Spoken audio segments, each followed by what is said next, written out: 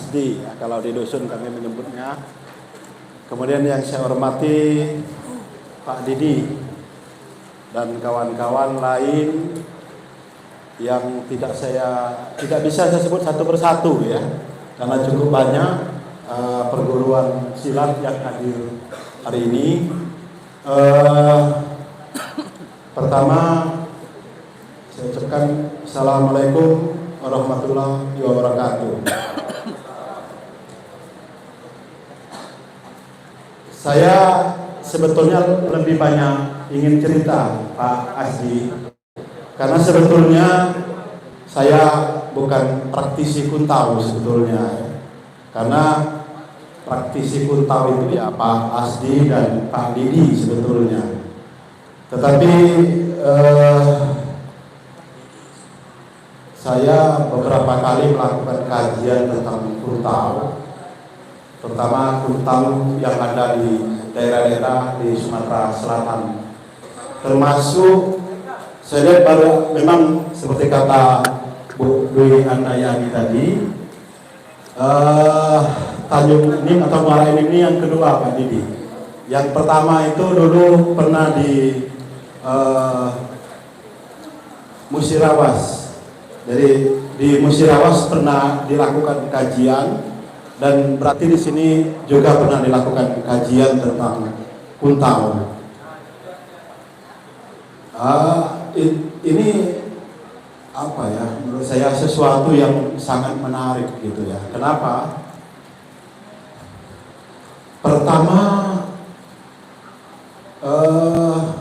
saya memberi apresiasi tinggi pada Pak Didi ya. Kenapa? Karena beliau punya perhatian yang besar kepada kuntau, termasuk silat dalam hal ini. Diberi perhatian yang tinggi, kemudian dikumpulkan seperti ini menurut saya sesuatu yang luar biasa. Jadi apalagi dalam memperingati Hari Pencak Silat Sedunia tanggal 12 Desember yang lalu. Nah, kemudian ada satu hal yang ingin saya ceritakan juga, bahwa saya ingat sekitar berarti hampir 30 tahun yang lalu Pak Didi, saya mungkin seumuran kawan-kawan di depan saya juga dulu pernah belajar kuntau. Jadi di daerah saya kuntau itu memang hidup gitu ya. Artinya kalau tidak belajar kuntau dulu ya tidak bisa membela diri, itu intinya. Dan yang sangat menarik, dulu saya termasuk generasi Bruce Lee. Jadi yang memacu kuntau itu juga dulu film-film video Bruce Lee. Setiap nonton film video ya, zaman dulu video, nonton video bayar 50 perak. Lalu kemudian melihat Bruce Lee, Jackie Chan ya, lalu terinspirasi sehingga ingin belajar kuntau. Dulu dengan pendekar yang kami sebut guru. Nah, itu 30 tahun yang lalu. Dan sekarang saya juga lihat kembali, terakhir sekitar bulan November 2024, beberapa guru kuntau kami. Jadi sebenarnya kuntau itu pertama tidak boleh beberapa guru, dia biasanya hanya satu guru. Itu yang menarik dari kuntau. Tapi saya dulu alhamdulillah bisa belajar pada 4 guru. Nah, saya mohon maaf, artinya kalau ngomong kuntau itu pertama jangan menantang, setahu saya.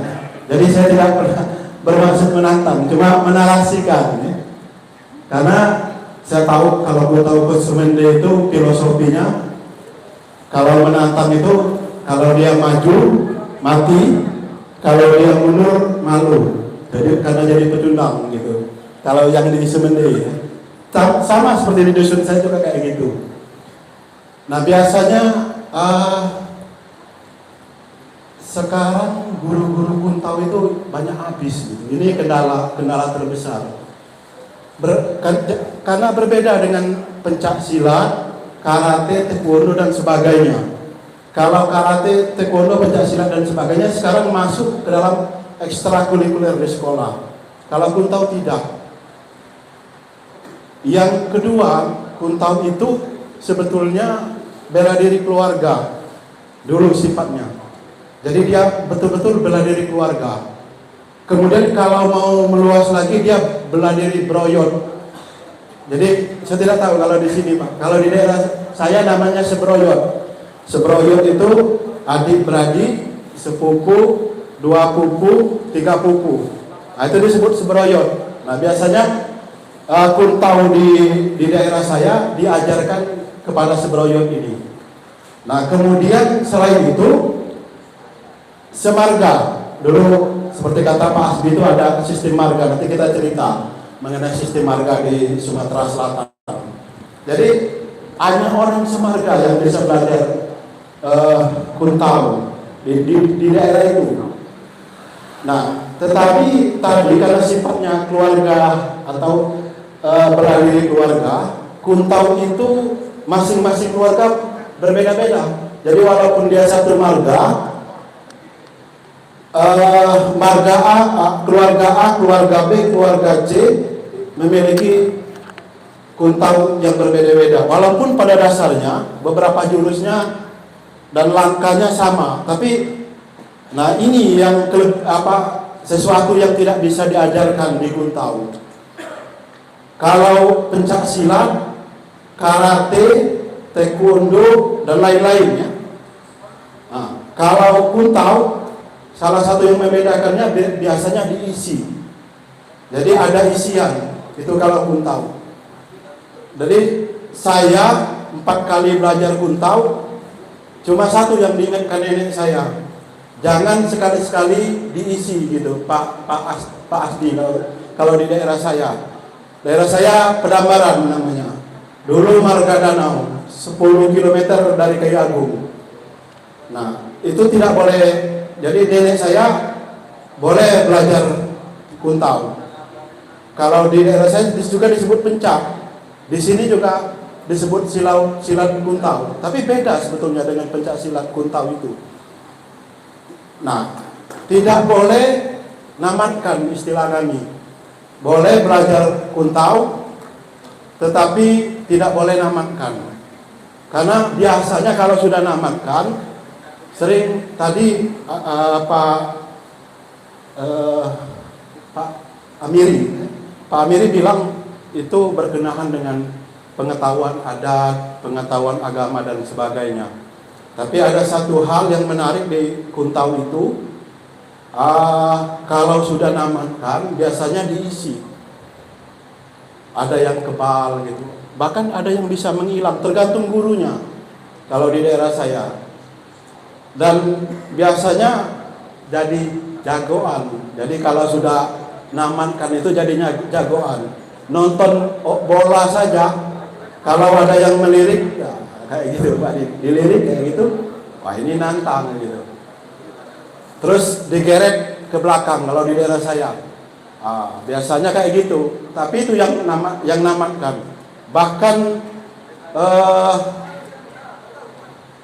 itu keluarga saya pernah kena cuka parah. Nyadap karet, nakok getah karet. Lalu kena cuka parah. Dan tidak apa-apa gitu. Bahkan pernah dikeroyok orang sekampung misalnya, yang sobek-sobek itu kena parang segala macam, itu cuma baju, dia tidak apa-apa. Itu kalau Kuntau. Nah itu berbeda dengan bela diri yang lainnya. Kemudian tadi yang kelemahan Kuntau itu persoalan guru gitu, pendekar. Karena biasanya pertama Kuntau itu berkenaan dengan marga. Marga di Sumatera Selatan itu ada 3 bentuk. Marga sikep, jadi marga sikep dia tidak kena pajak oleh kesultanan. Tapi setiap masyarakat di sana kalau dipanggil sultan, ada perang, dia harus mengirim utusan ke Kesultanan Palembang untuk membantu sultan dalam perang. Itu namanya marga sikep. Nah biasanya, mohon maaf, kalau ilmu-ilmu pendekar yang di marga sikep itu dia semakin tinggi. Jadi kemudian ada marga kepungutan namanya. Lalu ada marga sindang. Nah, semakin misalnya marga sikap itu biasanya semakin banyak gurunya. Karena memang diberi izin oleh kesultanan untuk diajarkan kuntau itu di daerah-daerah uluan. Nah, kalau di Palembang itu yang berkembang pencak namanya, pencak keraton. Tapi kalau khusus kuntau itu di daerah uluan, terutama di marga-marga sikap. Nah, beberapa daerah saya tidak tahu apakah Semende itu sikap atau kepungutan atau sindang misalnya. Tetapi yang saya ketahui kalau saya lihat tidak terlalu banyak gurunya. Artinya tidak banyak keluarga. Itu juga sebuah persoalan. Nah biasanya karena apa tadi yang saya bilang, kuntau itu dia milik keluarga. Biasanya keluarga yang seperti apa? Pertama, mohon maaf, kalau di daerah saya dia dukun. Jadi dukun itu termasuk orang pintar. Orang pintar termasuk juga tunggu jero itu dukun. Dan termasuk pemimpin prajurit biasanya dukun. Nah biasanya dukun itu punya keturunan. Nah di dalam keturunan itu pendekar itu yang bisa mengajarkan, jadi semuanya bisa pencak, semuanya bisa kuntau, seluruh keluarga itu bisa kuntau, tetapi yang bisa mengajarkan itu hanya satu, anaknya Pak Didi. Dan saya teliti di Linggau juga seperti itu, di daerah Sindang juga seperti itu. Nah saya buka-buka juga di Semende, kayaknya juga seperti itu. Jadi kesulitan utama itu kalau di kuntau itu ya guru. Jadi mohon maaf, misalnya kalau Pak Asbi punya 7 anak misalnya. Nah tidak semua anaknya bisa menjadi pendekar atau guru kuntau. Biasanya yang memiliki tari ya, kalau di daerah saya disebut nari kuntau, nari langkah, dan kemudian kelembutan gerak. Nah biasanya dia yang dipilih menjadi guru untuk guru selanjutnya. Jadi dulu kalau di keluarga saya, nenek saya karena wanita, nanti diwariskan kepada, setelah nenek saya itu rombongan orang tua saya sama paman-pamannya, paman sepupu kami. Nah biasanya setelah garis itu hanya satu yang dipilih, nanti dia yang menjadi guru silat, guru kuntau, yang bisa mengajar kuntau. Nah nanti turun lagi ke anak, dulu namanya kalau kami nyebutnya Pak Tuo Yusuf atau Mat Yusuf, dan beliau adalah guru kuntau harimau yang paling terkenal sampai menjadi penakluk harimau. Jadi kalau dicari di internet, beliau itu dulu pernah menaklukkan harimau di PT Indolin di daerah Banyuasin. Jadi ketika kantor PT Indolin diobrak-abrik oleh harimau ya. Nah, beliau yang menjadi penakluk harimau. Dan kuntau beliau adalah kuntau harimau. Nah, sayangnya gitu ya. Yang bisa menjadi guru setelah beliau adalah anak beliau yang terpilih, yang dipilih. Jadi dari mungkin yang tua, mungkin yang tengah, mungkin yang terakhir. Nah itu kelemahan kuntau. Kenapa kuntau ini cenderung menghilang? Karena minimnya guru. Yang kedua gitu, kenapa kuntau juga agak ini? Karena kuntau itu tidak seperti pencak silat tadi. termasuk misalnya organisasi di IPSI. Kalau tidak salah ada 16 Pak ya, PSAT, kemudian perisai diri dan segala macam. Bisa diajarkan di lapangan, di sekolah, dan ditonton orang kalau pencak. Termasuk karate, termasuk taekwondo bisa ditonton. Tapi kalau Kuntau tidak. Nah ini kesulitan Kuntau. Dia diajarkan sangat rahasia. Jadi hanya guru dan murid yang bisa hadir di situ. Makanya tadi Pak Hamiri cerita, kalau zaman dulu pakai obor. Ya, saya pernah merasakan itu pakai obor. Dan tidak boleh ada yang nonton. Jadi hanya kami dengan guru. Dan guru itu tidak menawarkan diri. Itu yang ininya Pak Didi. Jadi dulu saya sama kawan-kawan misalnya itu ke tempat guru, ke tempat Pak Tosuk tadi. Terus kami ngomong, Pak Tuo, kami ingin belajar Kuntau. Boleh, kata beliau, asal serius. Nah, setiap latihan tidak pernah bayar, tapi bawa beras secanting. Saya masih ingat beras secanting ininya. Cuma yang dibawa beras secanting, kalau 20 orang berarti 20 canting. Nah, guru yang dapat itunya. Dan nanti yang menariknya juga, ketika namatkan itu 20 orang itu dipanggil satu-satu biasanya. Dipanggil satu-satu. Nah, nanti dia berhadapan dengan gurunya. Karena saya tidak pernah namatkan, tapi kalau cerita kawan saya, ketika namatkan itu cuma duduk berhadapan antara guru dengan murid. Dan ketika berhadapan itu mata dipejamkan. Lalu dia seolah-olah bertarung dengan harimau.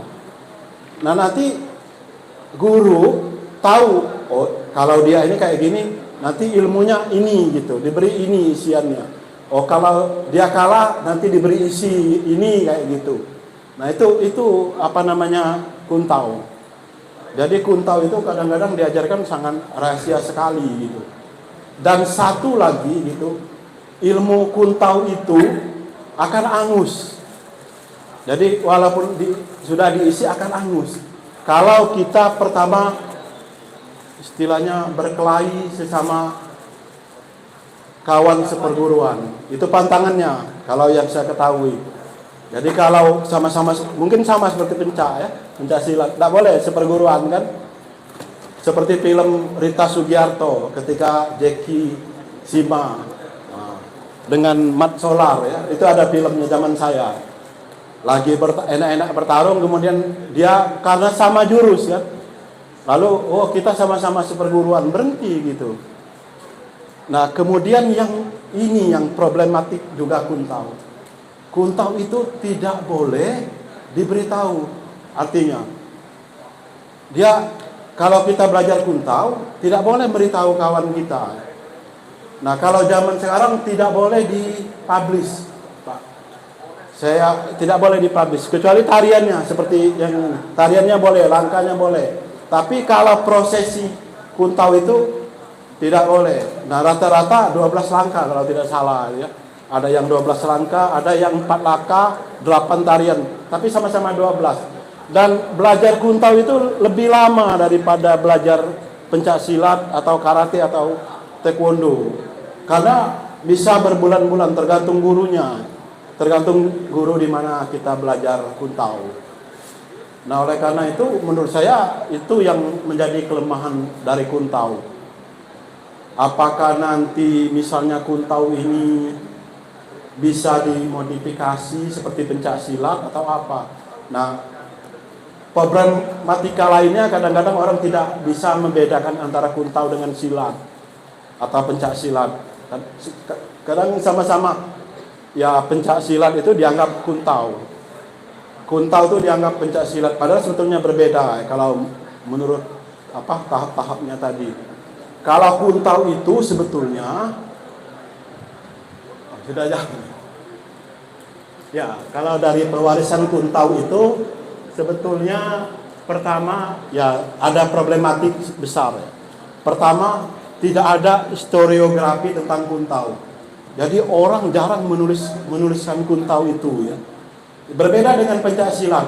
Kalau cari buku pencak silat, termasuk tarian jurus-jurus silat itu ada biasanya. Kalau kuntau itu tidak ada Pak, sepengetahuan saya. Termasuk misalnya ketika saya di dusun saya mencari buku kuntau misalnya, tidak ada bukunya. Nah, itu problematik juga gitu. Kemudian kadang-kadang stereotip kuntau juga. Biasanya ya kalau di kampung-kampung itu dihubungkan dengan premanisme memang dulunya gitu. Di perkembangan terakhir gitu. Karena salah satu di perkembangan terakhir ketika marga di Sumatera Selatan runtuh Pak, setahu saya itu mulai banyak budaya kita yang tercerabut. Salah satunya, mohon maaf, kalau di dusun saya itu organ tunggal atau pesta atau orkes. Misalnya dulu Amupas, masih ingat Pak ya? Aneka 78, kemudian Penus. Nah biasanya kalau jago-jago kuntau itu, kalau dia tidak nyanyi, bubar pestanya. Nggak tahu kalau di sini, mungkin tidak seperti itu Pak ya. Nah itu stereotip. Kenapa kemudian orang agak takut belajar kuntau? Nah, jadi dari sudut sejarah termasuk di Muara Enim, saya cari termasuk Semende juga tidak ada buku tentang kuntau.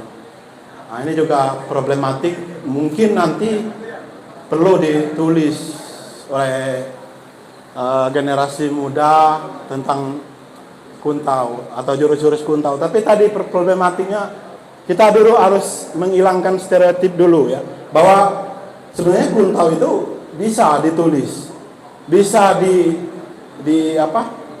dibikinkan video minimal ya.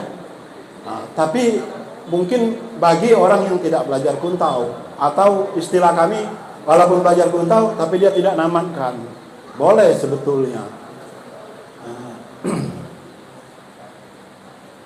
Berikutnya. Nah ini yang juga menjadi hal yang menarik ya. Kuntau ini terbalik dengan silat. Jadi dengan pencak silat dia terbalik. Kenapa terbalik? Pertama, pencak silat itu karena tadi mungkin tidak ada ritus, setahu saya Pak ya, ritusnya tidak ada. Kalau sekarang mungkin ada beberapa saya lihat, tapi sebetulnya tidak ada ritus ketika dia diangkat, dipertandingkan dan dipertontonkan, tidak ada ritus gitu. Termasuk kalau di tinju juga, salah satunya kalau kita nonton tinju itu kan ada apa istilah di sini Pak? Nampa Pak ya, tampa itu yang bundar, yang bulat itu, yang terbuat dari rotan. Biasanya kalau tinju atau Thai boxer itu diharuskan menginjak itu, gesek-gesek supaya tidak ada medisnya ya. Biasanya itu. Nah, kalau pencak silat itu pertama sudah diakui ya, dan menjadi warisan dunia UNESCO. Bukan saja Indonesia, tapi Malaysia juga mengajukan itu sebagai warisan dunia. Termasuk Belanda juga. Jadi ada 3 negara yang mengajukan pencak silat sebagai warisan dunia. Nah, pencak silat kemudian dipertandingkan. Kalau kuntau tidak gitu. Jadi dipertandingkan menjadi cabang olahraga. Cabang olahraga itu bahkan terakhir di Asian Games. Jadi pesta olahraga Asia itu dipertandingkan. Kecuali yang terakhir yang di Palembang ya, Palembang Jakarta dipertandingkan 2018. Kalau yang 2022 kemarin tidak dipertandingkan, yang di Cina kalau tidak salah. Nah, kemudian juga dipertandingkan di SEA Games, bahkan di PON. Nah, kuntau itu tidak dipertandingkan, bahkan untuk tingkat PON. Dan problematiknya lagi ya, dari 16 perguruan tinggi silat bela diri itu diakui oleh EPSI, sementara kuntau tidak bisa diakui sebagai bagian dari pencak silat. Jadi kuntau itu berbeda dengan pencak silat kalau demikian gitu menurut narasi yang dikembangkan oleh Ikatan Pencak Silat seluruh Indonesia. Nah, ini teknik kuntau ya tadi saya ceritakan. Terus berikutnya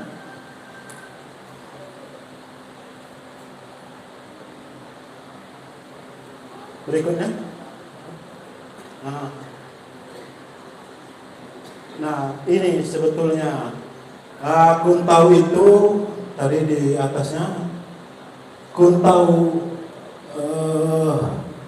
ini sebetulnya di dalam berbagai beberapa kajian seperti kata Pak Tamiri tadi ya sebetulnya dia bukan dari Melayu awalnya. Yang Melayu itu pencak silat sebetulnya. Kalau kuntau itu dulunya berkembang di Cina. Jadi di Cina awalnya di kuil-kuil Shaolin. Jadi kuntau itu berkembang di kuil-kuil Shaolin, terutama di Cina bagian utara. Jadi Cina itu ada Cina Utara, ada Cina Selatan. Nah, oleh pemerintah karena ketakutan kalau kuntau itu nanti menjadi sebuah pasukan dari sebuah dinasti, dikejar-kejar para biarawan di Shaolin, lalu kemudian turun ke selatan, sehingga kuntau itu dikenal di Cina Selatan. Nah, karena orang Cina Selatan itu adalah perantau, jadi sebagian besar perantau orang-orang Cina termasuk di Indonesia itu berasal dari Cina Selatan. Rata-rata jarang yang dari Cina Utara. Dari daerah Cina Selatan kemudian dibawa ke dunia Melayu, mula-mula diperkenalkan dan kemudian di akhir berikutnya itu juga orang-orang Cina banyak yang membuka juga perguruan-perguruan kuntau. Nah, jadi yang menarik anasir. Jadi anasir dari kuntau itu. Jadi ada dua pendapat. Pertama, kuntau itu berasal dari Cina. Yang kedua, kuntau itu justru berasal dari Melayu sendiri. Yang mana yang benar sebetulnya? Kalau dasarnya itu memang dari yang dibawa orang Cina. Tapi jadi di Melayu itu diadaptasi, tapi tidak seperti yang awalnya yang ada di Cina. Karena kemudian masuk anasir-anasir Islam di sana. Jadi makanya tadi seperti kata Pak Samiri tadi, ada agama di situ kuntau ketika berkembang. Ada persoalan adat istiadat dan sebagainya. Dan salah satu yang menarik nanti di beberapa marga kuntau itu menjadi atraksi untuk dasarnya. Nanti ada, kalau tidak salah ada empat jurus atau 4 langkah yang bisa diatraksikan. Dan itu biasanya untuk di depan pengantin, di depan iringan pengantin. Nah, itu yang kata Pak Didi kemarin, yang sebetulnya itu yang hilang, yang perlu ditonjolkan ulang supaya kuntau Semende juga tetap lestari. Karena yang kuntau tadi persoalannya tidak dipertandingkan. Nah, kuntau itu kalau yang di Semende terkenal dengan pisau due, Pak ya. Pisau due itu karena tariannya menggunakan pisau atau lading 2.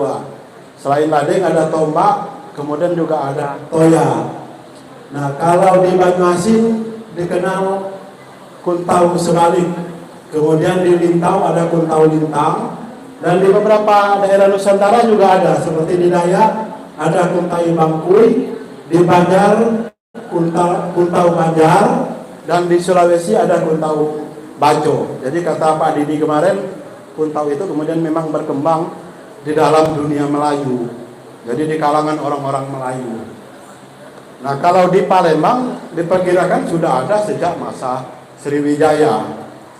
Tapi yang paling terlihat itu di masa Kesultanan Palembang. Jadi pasukan Kuntau itu, kalau menurut narasi perang Palembang, yang paling menarik adalah sulit dikalahkan. Orang Palembang itu sulit dikalahkan. Jadi Belanda itu pada waktu perang 1819 itu kalah sebetulnya. Kalah. Karena setiap ditembak orang Palembang tidak mempan senjata. Dan kemudian mendekati Belanda, cukup menusukkan pisau due, mati semua orang Belanda gitu. Itu yang menariknya. Dan kemudian itu ada yang pengkhianat. Jadi memang kekalahan kita kebanyakan ada yang mengkhianati biasanya, Pak. Dan dibilang kalau bisa ditangkap gitu katanya. Jadi Kesultanan Palembang itu tidak ada tentara sebetulnya. Karena dia mengorganisasi orang-orang dari Ulu, diajak ke Palembang untuk membantu Sultan, terutama orang-orang Sikep tadi. Dan mereka itu sebenarnya pendekar Kuntau semua rata-rata. Jadi ditangkap, kemudian diambil jimatnya. Jadi ada jimatnya. Makanya salah satu yang paling peninggalan yang paling banyak dalam perang Palembang itu adalah jimat pendekar Kuntau di masa perang Palembang. Itu ada ratusan di Belanda. Dan ketika dibuka, isinya Quran Istanbul. Itu ini untuk kebal tadi. Dan setelah dilepas, itu bisa ditembak karena kebalnya hilang, Pak, itu. Nah, kembali yang menarik mengenai Muara Enim. Muara Enim ini pertama secara geografis adalah daerah yang terletak di tengah-tengah Provinsi Sumatera Selatan. Jadi daerah yang terletak di Provinsi Sumatera Selatan itu adalah Muara Enim. Dan wilayahnya paling luas. Jadi kabupaten terluas di Sumatera Selatan itu Muara Enim. Sayang sekarang berkurang karena kota Prabomuli berdiri sendiri, kemudian Pali berdiri sendiri. Dan kemudian sumber daya alamnya cukup sangat melimpah. Jadi minyak bumi untuk menghidupi seluruh Indonesia dan Sumatera Selatan itu berasal dari sini. Pertama sekali ditemukan orang Belanda itu ditemukan di daerah Pali. Dulu masih masuk Muara Enim, Pak, ya. Lalu termasuk batu bara itu juga ditemukan di Muara Enim. Sehingga Muara Enim ini sebetulnya daerah yang sangat makmur. Dan kemudian dialiri oleh dua aliran sungai besar. Yang terbesar maksud saya di Muara Enim, pertama Sungai Lematang, yang kedua Sungai Enim. Nah, dulu Muara Enim ini termasuk Onder Abdeling namanya, Lematang Ilir. Jadi daerah Muara Enim ini namanya Onder Abdeling Lematang Ilir. Kemudian Lematang Hulunya Lahat. Dan masuk ke dalam Abdeling namanya. Jadi di atas Onder Abdeling itu Abdeling. Namanya Abdeling Palembang Bovenlanden. Palembang daerah dataran tinggi. Jadi Muara Enim, Lematang Ilir, kemudian Lematang Ulu, termasuk Pagar Alam, Tebing Tinggi, Musi Ilir, dan kemudian Rawas. Jadi ini sebetulnya daerah yang sekarang lagi diusulkan untuk menjadi daerah pemekaran dari Provinsi Sumatera Selatan. Yang Sumatera Selatan Barat, Pak, ya. Nah, Muara Enim termasuk sebetulnya secara historis gitu. Dan dulu di masa Jepang, Muara Enim ini dari Onder Abdeling berubah menjadi Gun namanya. Dan salah satu yang terkenal Muara Enim ini dulu dipimpin oleh Gunco namanya. Gunco Abdurrahsak. Gunco Abdurrahsak itu kemudian ketika kembali ke Palembang dikenal sebagai Presiden Abdurrahsak. Itu berasal dulu pernah memimpin Muara Enim. Dan Muara Enim itu di tahun setelah masa proklamasi, dia tepatnya 20 November 1946, ini menjadi juga kalau tidak salah hari ulang tahun Muara Enim 20 November. dulu dibentuk menjadi sebuah kabupaten. Tapi namanya dulu Lematang Ilir Ogan Tengah, Liot Pak ya. Kalau yang tua, mungkin yang adik-adik dulu ya, yang adik-adik dulu tidak tahu bahwa ini dulu adalah Kabupaten Lematang Ilir Ogan Tengah dulu namanya. Kenapa disebut Lematang Ilir Ogan Tengah? Karena marganya terdiri dari marga awal Lematang Ilir, itu asli yang Muara Enim dulu, ditambah yang dua kalau tidak salah marga yang dulunya termasuk marga Musi Ilir yang kemudian menjadi Mubak, Penukal dan Abab yang dulu sebenarnya masuk wilayah Sekayu Pak ya, wilayah Sekayu. Nah kemudian ditambah beberapa marga yang dulu berasal dari Ogan Ilir. Nah jadi dulu ada daerah yang masuk ke Ogan Ilir tapi masuk ke Liot. Nah, salah satunya daerah Parit, marga Parit, marga daerah sekitar Kelekar kalau biasa. Dan ada juga marga dari Ogan Ulu, salah satunya Lubai. Dulu di zaman Belanda dia masuk Ogan Ulu, sehingga ada dua kewedanaan di zaman itu. Ada kewedanaan Lematang Ilir, ada Ogan Tengah. Nah nanti kewedanaan itu dihapus sekitar tahun 63, kemudian tetap menjadi Liot. Dan pada tanggal 1 April 1980, Liot ini berubah namanya menjadi Muara Enim. Nah, ini secara historis. Kemudian di tahun 1983 ketika pemerintahan marga dihapus, Muara Enim dijadikan 7 kecamatan. Jadi ada 7 kecamatan, awal kecil sekali saya begitu.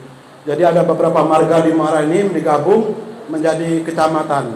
Salah satunya misalnya Penukal, Abab, Tanah Abang dijadikan kecamatan Talang Ubi kalau tidak salah.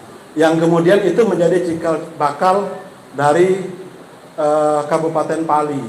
Jadi ini betapa luasnya sebetulnya Muara Enim itu. Hanya dengan 1 kecamatan dimekarkan menjadi 1 kabupaten Pali. Dan di masa itu juga di tahun 2001 mula-mula Prabu Muli itu jadi Kotip. Dulu masih ketika Kotip masih masuk Muara Enim. Tapi ketika dia menjadi kota Prabu Muli akhirnya dilepas menjadi kota berdiri sendiri. Itu awalnya dari Muara Enim. Jadi di tahun 2001 menjadi kota Prabu Muli, kemudian di tahun 2013 Pali menjadi Kabupaten Pali. Jadi menurut saya sebagai orang Muara Enim ya harus sangat berbangga. Walaupun beberapa wilayah dimekarkan, tapi asalnya dari Muara Enim kan Pak ya? Semuanya dari Muara Enim. Nah, yang ingin saya katakan sebetulnya kalau berdasarkan kajian saya, ini yang agak sulit juga. Kenapa saya sempat mencari berbagai referensi. Kuntau itu hanya berkembang di marga-marga asli. Ini juga yang jadi marga asli. Maksudnya marga asli ini kayak di Semende. Karena Semende itu asli rata-rata orang sana memang. Nah, kenapa tidak berkembang di daerah ini? Tanjung Agung dulu atau Lawang Kidul, kenapa tidak berkembang? Karena rata-rata kalau saya lihat dulu di sini rata-rata adalah para pendatang. Sama dengan di daerah Musirawas. Rata-rata mohon maaf di daerah Teran, Kuntau itu tidak berkembang, hanya di marga-marga asli. Makanya tadi Kuntau itu kadang berhubungan dengan marga-marga asli. Nanti kalau yang di daerah pendatang, yang lebih dikenal justru pencak silat. Yang tadi kadang disamakan dengan Kuntau. Yang paling itu tuh PSAT ya, kalau tidak salah, kalau di PSAT dan pencak silat yang berasal dari daerah-daerah kita di Pulau Jawa, rata-rata berkembang di sini. Dan ini kesulitannya, sehingga salah satunya sulit mencari guru Kuntau. Kalau mau belajar Kuntau biasanya ke daerah Semende, karena termasuk daerah yang asli, masih marga asli. Ini karena berkenaan dengan marga tadi. Nah, Kuntau tadi ini sudah saya indikan, biasanya di daerah Uluan dikuasai para pejabat. Jadi pejabat itu nanti dulu melatih para ulama atau melatih orang-orang pintar, semacam keturunan dukun dan segala macam, untuk menjadi prajurit dulunya. Kemudian terutama di daerah Palembang, kalau di Palembang yang berkembang Kuntau Samania. Jadi dari aliran Samania, tarekat Samania, biasanya Kuntau berkembang di Kuntau Samania namanya. Termasuk Kuntau melawan Belanda tadi. Kemudian coba dilewatkan. Nah, ini yang berkenaan dengan Kuntau Semende. Bahwa pertama, kenapa muncul di Semende? Karena Semende itu menurut narasi yang saya dapatkan didirikan sekitar tahun 1072 Masehi. Dan yang mendirikannya adalah seorang ulama. Ulama yang berasal dari Minangkabau, jadi dari Pagaruyung, dari daerah Padang. Kemudian mendirikan semacam, awalnya semacam apa namanya kalau di daerah sini, kalau talang ya, kalau di daerah saya juga seperti itu, talang. Nah, kemudian dia yang lebih dikenal sebagai Kuyang Awak, kemudian berdakwah. Jadi dia menyebarkan Islam dengan syarat kalau mau belajar Kuntau harus masuk Islam. Nah, makanya Kuntau itu juga didekatkan dengan agama gitu, dengan agama, adat istiadat dan sebagainya. Dan ini Syekh Nurkodim Al-Baharudin, beliau dari Minangkabau. Dan ya tadi falsafah Kuntau Semende itu yang saya ketahui ini, kalau ada yang menantang itu kalau ada dua pilihan. Kalau dia maju mati, yang nantang maksudnya. Kalau dia mundur menjadi pecundang atau malu. Itu saking hebatnya, karena salah satu Kuntau Semende itu adalah pakai alat tadi, pakai lading duit atau pisau duit. Jadi kalau itu dia memang membunuh ya. Nah, pakaiannya serba hitam, kemudian ada lis merah, diikat kepala, terutama diikat kepala, kemudian di baju, di celana. Dan Kuntau Semende itu selain pisau atau lading, ada cabang duit, tembung, kemudian toya. Dan tujuannya yang memang menjatuhkan lawan dan mematikan lawan. Jadi itu sebetulnya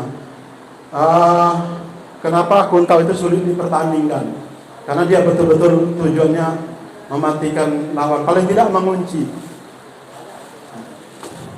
Nah, meski yang paling menarik, meski dalam keadaan gelap, dulu pada waktu baru menikah dengan istri saya ya, itu kalau mau membangunkan saya pakai gagang penyapu, karena hidup memang badan seorang pengkuntau itu. Dia hidup, bahkan kadang ketika dulu pernah jadi kiper bola Pak Didi, yang paling ditakuti kalau kawan saya tahu, biasanya saya buang makan gitu. Bola dapat, nanti penyerangnya bahasa kami terkepor. Nah, karena buang makan tadi. Nah, misalnya. Nah, dan yang menarik, gerakan Kuntau Semende itu sama dengan Kuntau-Kuntau daerah lain. Gerakannya unik, kemudian indah, sangat indah sekali, dan sangat lembut sebetulnya. Tetapi dia memiliki tenaga yang kuat. Bahkan ada di daerah saya agak takut belajarnya. Namanya di Ketip Pastan. Ketip Pastan itu murid-muridnya tanpa menyentuh sama sekali. Nah, lawannya terpelanting gitu. Itu kuntau. Bahayanya kuntau. Nah, yang kalau di masa lalu ya, memang kuntau itu tampil pada saat resepsi pernikahan. Nah, ini yang hilang dan itu perlu dihidupkan. Karena sebetulnya yang ditampilkan di depan pengantin itu biasanya gerakan-gerakan dasar. Selanjutnya, salah satu gerakan dasar ini kalau saya lihat kalau di Semende ada 4 gerakan dasar yang bisa mengiringi pengantin. Ada gerakan seliput. Nah, biasanya ada filosofisnya supaya pengantin tetap seiring sejalan dalam berumah tangga. Memang sayangnya ketika marga-marga kita dihapuskan, kita kehilangan para tetua adat. Biasanya dulu kalau di masa marga, kalau keluarga mau kawin itu yang paling diundang pertama itu adalah tokoh adat. Dia karena tidak ngerti kan, biasanya keluarga itu mengundang tokoh adat. Bagaimana tata caranya? Nah, nanti tokoh adat memberi masukan. Coba ketika prosesi arah-arahan memakai kuntau semende.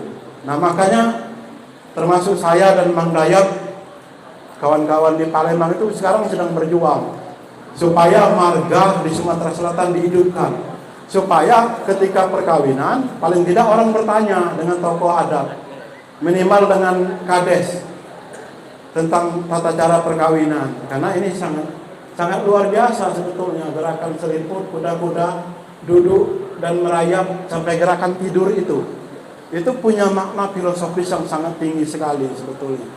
Jadi kalau perkawinan termasuk di daerah saya perkawinannya 7 hari 7 malam. Jadi sangat merepotkan sekali, sangat luar biasa sekali, tapi nilai filosofisnya tinggi sekali ya. Salah satunya apa? Supaya orang jangan bercerai, Pak.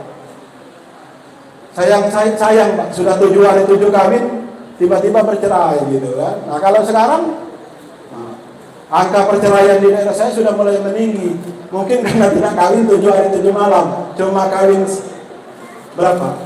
Mungkin sekitar 10 jam, tidak sampai.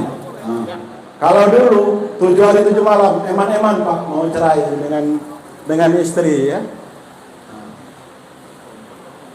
Nah, untuk tahapan dasar di dalam kuntau, termasuk di kuntau semende, itu disebut tahap atau langkah titik batang.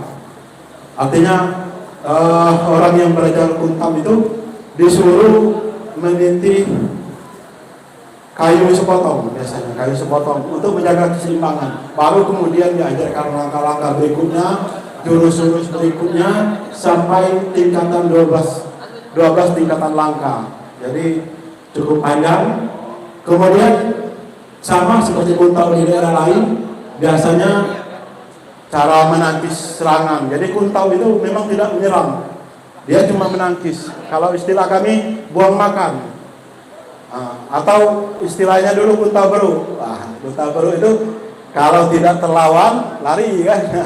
Kalau ini begitu nari, misalnya kami dulu begitu ada tarian, lihat tarian ini, oh ini saya tidak terlawan, lari kan misalnya. Tapi biasanya gerakannya adalah menangkis, menyerang, dan kemudian mengunci serangan musuh sampai kemudian membuka kunci. Nah, yang menarik, seorang berhasil dalam mempelajari kuntau itu dia memiliki insting. Nah, saya tidak tahu karena saya tidak pernah belajar pencaksilat. Insting seorang belajar kuntau itu luar biasa. Bahkan dulu waktu di dusun, rumah kami kemalingan, saya bangun langsung yang saya cari dulu pisau. Itu luar biasanya insting. Kemudian ada yang teriak, orang malingnya sembunyi di atas paro, Pak ini. Tiba-tiba insting kita naik ke atas paro gitu, tidak terasa gitu. Dan itu memang, dan kadang dia mengetahui arah serangan. Jadi serangan itu karena instingnya hidup. Nah, 13 guru kuntau, ini mungkin dilewatkan karena tadi ada. Nah, ini salah satu yang menarik. Tapi tapi tadi dilema Kuntau itu ya. Karena ada satu di olahraga bela diri itu ada komite, ada kata kalau di karate. Kemudian kalau di pencak itu ada apa istilahnya Pak Didi, tari ya. Ya, seni ada pertandingan ya. Nah, kalau Kuntau itu kalau bisa kalau mau masuk dia di bagian seni gitu. Cuma kalau di pertandingan tadi karena kesulitan terbesarnya biasanya kalau Kuntau dia mematikan gitu. Itu agak ini merepot ini juga. Tapi bisa dimasukkan ke dalam seni. Nah, sayang sekarang memang tidak banyak film-film yang menginspirasi. Seperti saya ceritakan di depan. Kalau zaman saya dulu, mungkin termasuk zaman Pak Didi, Mang Dayat masih sering nonton Bruce Lee ya, Jackie Chan, Jet Li. Nah, kalau sekarang mungkin adik-adik jarang nonton itu ya. Nah, itu sangat menginspirasi untuk belajar Kuntau dulu. Nah, ada banyak film, termasuk kata Pak Samiri tadi adalah Iko Uwais ya. Memang Iko Uwais itu termasuk duta pencak silat. Tetapi Kuntau belum ada duta Kuntau. Nah, moga nanti ada duta Kuntau di sini. Nah, tadi ini kesulitan terbesar bahwa perguruan Kuntau itu tidak bisa mendapat legalitas dan izin KIPSI. Karena tadi mungkin antara pencak dengan Kuntau itu sebetulnya memang dua hal yang berbeda. Jadi tidak bisa masuk KIPSI, sehingga kemudian kalau dia masuk ke sekolah, kalau tidak salah adik-adik dapat sertifikat ya, kalau misalnya silat ya. Nah, kalau Kuntau itu tidak bisa disertifikat, tidak dapat sertifikat itu. Tapi mungkin ini perlu dirubah, maksud saya paradigmanya Kuntau ini, supaya bisa disamakan dengan silat.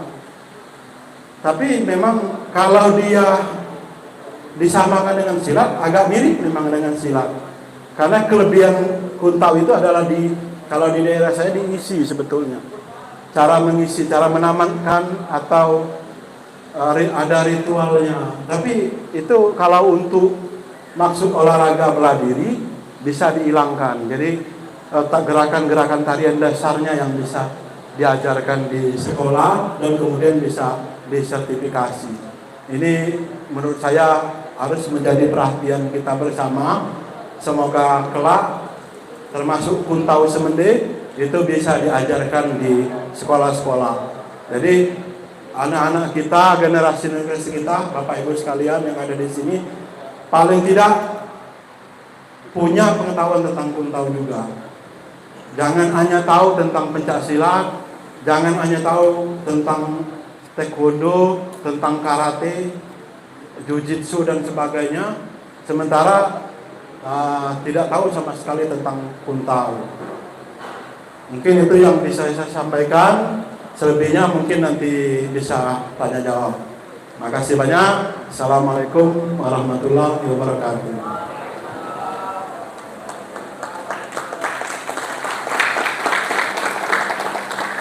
Terima kasih kepada Bapak Dr. Dedy Irawan.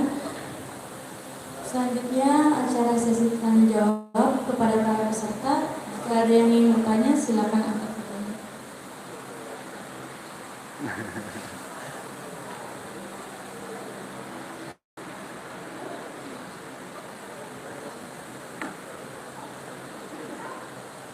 Ada yang pernah belajar Kuntau selain pencak silat maksudnya? Pernah tak belajar Kuntau? Mungkin jarang Pak ya. Pak Asdi, ada yang belajar Kuntau Pak? Ada Pak ya? Yang jelas Kuntau itu beda dengan pencak silat ya. Tapi Kuntau itu kadang-kadang disebut sebagai silat juga, silat Kuntau. Karena ada beberapa guru yang menggabungkan antara Kuntau dengan silat. Silat Kuntau. Kira-kira. Silakan kalau ada yang mau bertanya.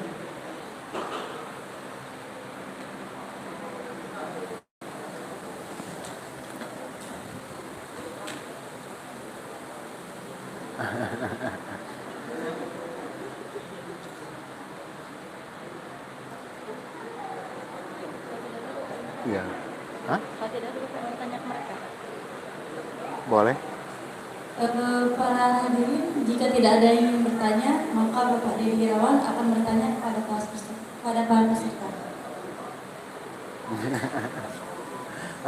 Pertama ada yang dari Semende lah, jadi ada ya, Semende.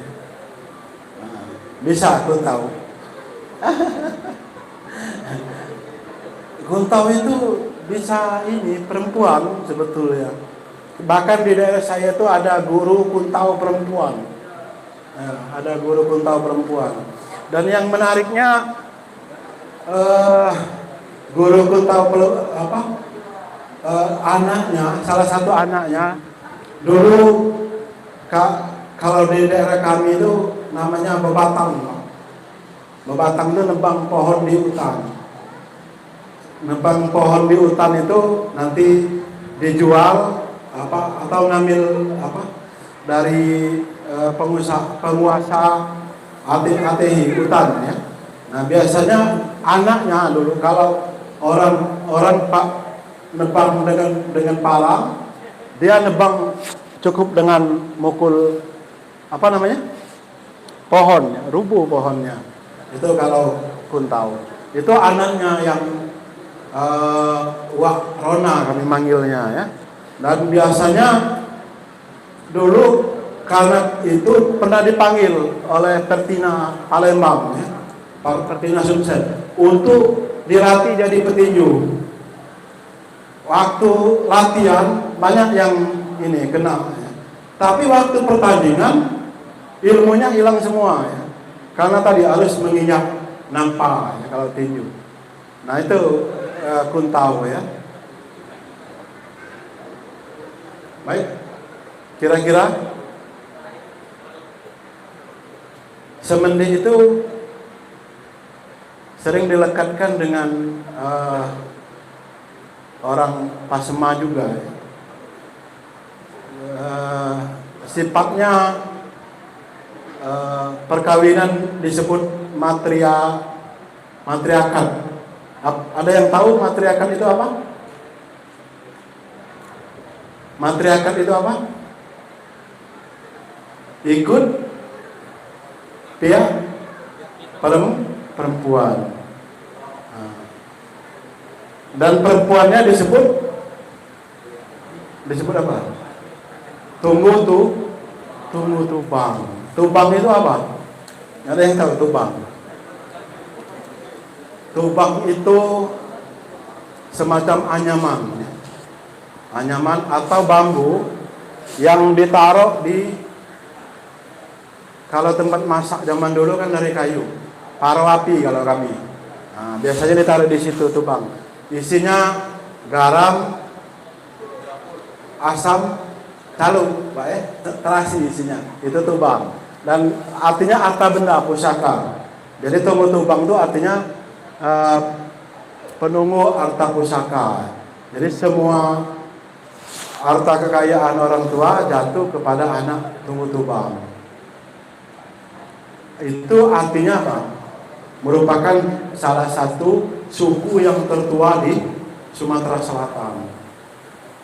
Dan saya tahu mungkin yang sependek pengetahuan saya, yang menarik daerah Muara Enim ini termasuk memang daerah pendatang. Jadi marga-marganya banyak yang dibentuk dari para pendatang. Salah satunya misalnya daerah Muara Enim sendiri ya. Salah satu cirinya dia punya kata tamblang. Kalau tamblang itu biasanya pendatang. Jadi beberapa marga tadi ada tamblang 40 hubungan Pak ya, 40 hubungan. Kemudian ada daerah satunya saya lupa ya, peta apa namanya. Tapi biasanya dia ada orang-orang pendatang yang dulu dianggap berasal dari daerah Rejang. Jadi dia bagian dari orang-orang Rejang yang ada di dataran tinggi Rejang, turun di ke hulu Sungai Lematang dan bertempat tinggal di aliran Sungai Lematang, kemudian menjadi marga-marga yang ada di daerah Lematang. Nah, jadi Kemudian kalau di bagian Ulu yang saya ketahui itu ada orang-orang Belido atau Belida, ya. Sekarang jadi Kecamatan Muara Belida dan Belida Darat. Nah, kalau asal usulnya itu orang asli Palembang biasanya. Jadi kalau menurut narasinya orang-orang yang menentang kesultanan, yang tidak senang dengan sultan, biasanya dia melarikan diri ke daerah Belida. Jadi memang kalau saya lihat hampir seluruh daerah Muara Enim didiami oleh para pendatang. Jadi ini luar biasanya Muara Enim dan termasuk Tanjung Enim yang tempat kita ini. Dan itu sebetulnya adalah perekat budaya, adat istiadat dan kekayaan Muara Enim, termasuk pencak silat juga, ya. Jadi saya bukan maksud materi saya tidak membedakan antara Kuntau dan Muara Enim dan pencak silat. Saya ingin mengatakan bahwa Muara Enim punya dua hal yang luar biasa. Pertama Kuntau yang berasal dari orang-orang Semende, kemudian pencak silat yang berasal dari dihidupkan terutama oleh orang-orang yang datang dari daerah Pulau Jawa.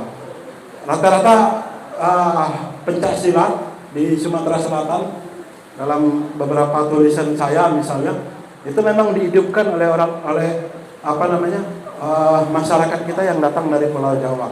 Karena rata-rata sebetulnya pencak itu berasal dari daerah Padang, Minangkabau juga, tapi banyak ulama-ulama atau istilahnya kiai kalau di Jawa, kemudian mencari ilmu ke sana dan kemudian dikembangkan di Jawa menjadi misalnya perisai diri, kemudian teratai putih, kemudian setia hati dan sebagainya.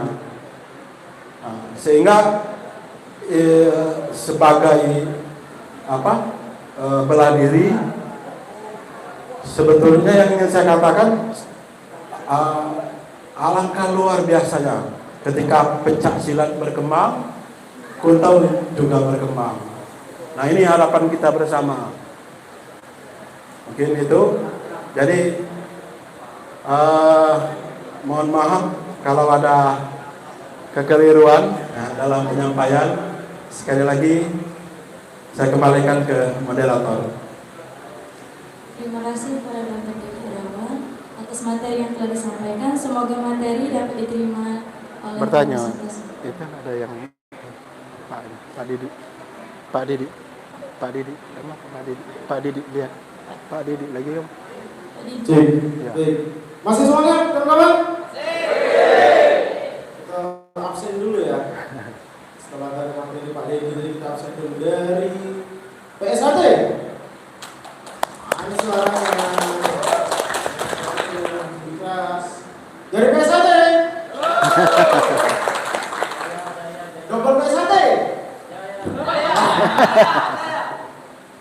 Dari HIMSI.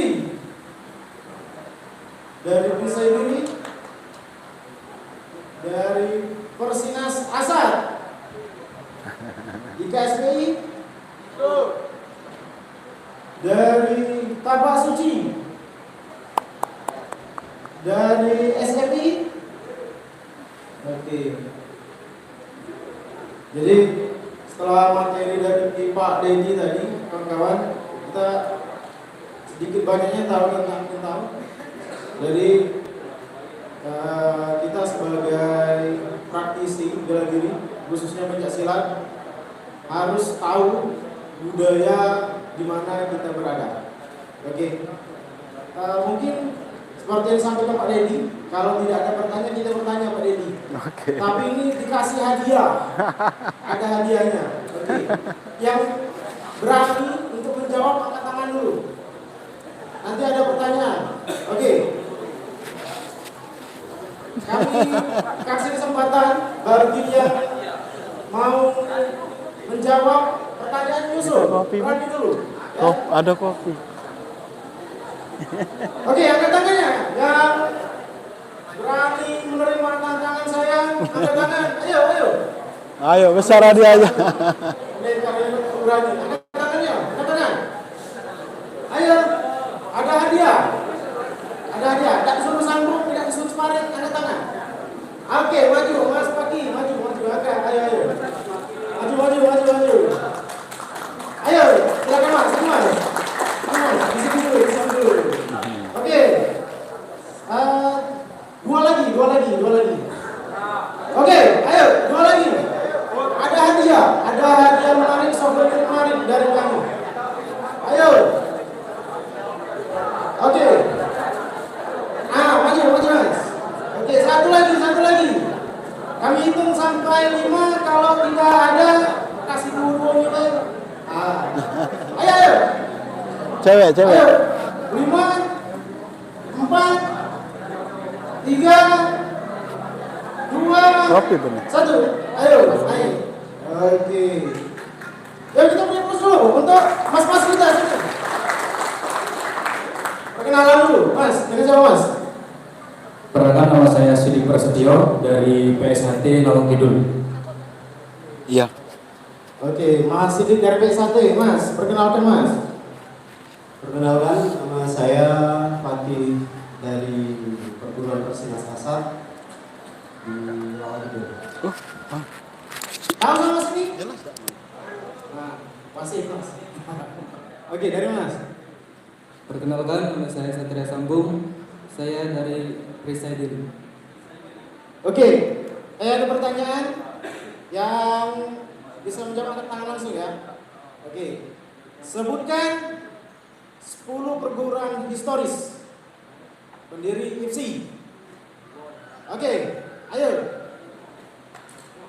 Mas Pagi. Hah? Enggak, yang di sini. Mas Pagi kan terima tantangan. Oke. Silakan Mas Pagi, 10 perguruan historis ya pendiri IPSI. Terima kasih. Sepengetahuan saya untuk 10 histori pendirian IPSI yang tertua mungkin PSHT, terus kemudian Perisai Diri, Tapak Suci, terus kemudian Perisai Diri, Tapak Suci, PSHT, terus IPSI,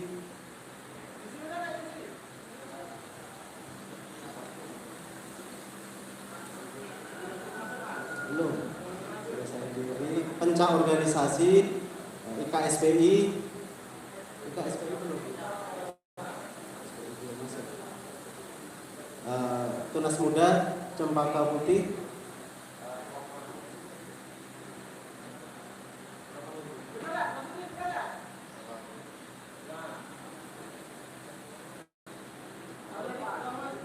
PSHT, terus Tapak Suci, terus Perisai Diri, Pencak Organisasi,